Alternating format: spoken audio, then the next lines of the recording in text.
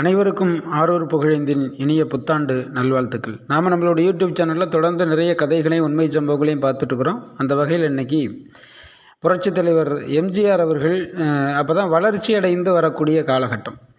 அந்த நேரத்தில் பார்த்திங்கன்னா எம்ஜிஆருக்கு கொஞ்சம் கடன் இருக்குது அப்படின்னு சொல்லி ஒரு தகவல் அப்படியே செவி வழியாக கொஞ்சம் பரவுது. இதை ஒரு வயதான அம்மா கேள்விப்படுறாங்க. அவங்க ஒரு நாள் என்ன பண்ணுறாங்க அப்படின்னா, எம்ஜிஆர் அவர்கள் இருக்கக்கூடிய அலுவலகத்து வாசலில் நின்றுட்டுருக்குறாங்க. அதை எம்ஜிஆர் கொஞ்சம் நேரம் கவனிச்சிட்டே இருக்கிறார்.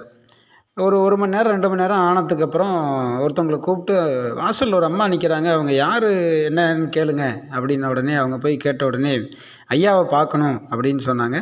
உடனே அழைச்சிட்டு போகிறாங்க. அழைச்சிட்டு போன உடனே பார்த்திங்கன்னா, உள்ளே போனோடனே ஏம்மா இங்கே வெயிட் பண்ணிகிட்ருக்குறீங்க அப்படின்ன உடனே அதுக்கு அந்த அம்மா சொல்கிறாங்க, இல்லைப்பா எங்கள் ஊர்லெலாம் நிறைய பேர் பேசிக்கிறாங்க, இது மாதிரி எம்ஜிஆர் கொஞ்சம் கடனில் இருக்கிறார், அதனால் அவருக்கு கொஞ்சம் கஷ்டப்படுற மாதிரி தெரியுது அப்படின்னு நிறைய பேர் சொன்னாங்க. அதனால் நான் அந்த சிறுவாட்டு காசு கொஞ்சம் கொஞ்சமாக சேர்த்து வச்சுருந்த காசை எடுத்துகிட்டு உங்களுக்கு கொடுக்கலான்ட்டு வந்தேன் அப்படின்னு சொன்னாங்க. என் அன்பான நண்பர்களே, ஒரு தலைவன் கஷ்டப்படுறாரு அப்படின்னு தெரிஞ்ச உடனே ஒரு பெண்மணி அவருடைய கஷ்டத்தில் பங்கெடுக்கிறதுக்காக அவங்க சேர்த்து வச்சுருக்கக்கூடிய சிறுவாட்டு காசை கொடுக்கக்கூடிய அளவிற்கு புரட்சித் தலைவர் எம்ஜிஆர் அவர்கள் எல்லோருடைய மனங்களையும் ஆட்சி செய்து கொண்டிருந்தார் அப்படிங்கிறது தான் உண்மை. நன்றி, வணக்கம்.